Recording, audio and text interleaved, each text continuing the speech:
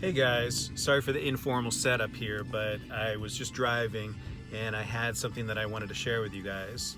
So I want to talk about historical context. All right. So with historical context, what we do is, let me turn the radio off here. With historical, what we do is we take the time period that the short story was written or the piece was written, and we allow the historical context, the events of the time, like what was happening at the time, to inform our interpretations of the actual story. So when you are looking at the historical, it's called historical criticism. There are different ways to interpret texts, and this is one of those ways. So what you do is, let's say you have a short story X that was written in 1950. So in historical criticism, what you do is you research all the time of 1950, like you almost like a fact sheet, but more than that, where you learn everything you can about 1950, and what was happening in the world, who was the president, were we at war, were we not, like you learn everything about that time period. Even like I've even had people go so far as to look up like what was in the media at that time, like TV shows and movies, and you look up everything about 1950, and then you read the story and you see, can we interpret anything from the story based on the history, the time it was written? Because with historical context is the philosophy that the story is a reflection of the time period that it was written. So you then what you do when you write an essay on it, or you discuss it, is you offer your interpretation of the text based on the historical context, the time that it was written.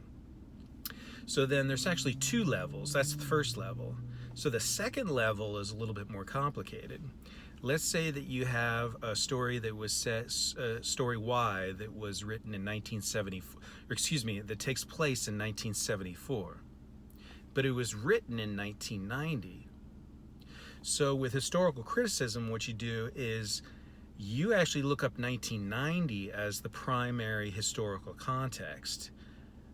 So you also look up 1974 because it's set in 1974, so you have to do that. But the story was actually written in 1990. So you kind of have to do two historical contexts here when you do your research, but one is more towards 1990. So then in your interpretation of the text, then it's more about what was happening in 1990, because it wasn't written in 1974. It was actually written in 1990, which is very much removed from 1974. So there were different events taking place in the world. There was a different different mindsets. Maybe some things were more acceptable in 1990 that weren't in 1974. So that's the second level, where you have the story taking place in a certain time, but it was written much later.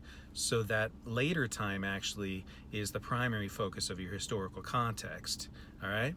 So then, like I said, when you discuss essays, or when you write an essay or discussion, or you talk about it in class, what you do is you let that knowledge that you got from research about the history of the time it was published to inform your interpretations of the text. Because again, historical context is that the stories, the novel, whatever, is a reflection of the time period, whether intentionally or unintentionally, it is. Okay? All right? So hopefully that's helpful. That little explanation is helpful. All right, thanks. Bye.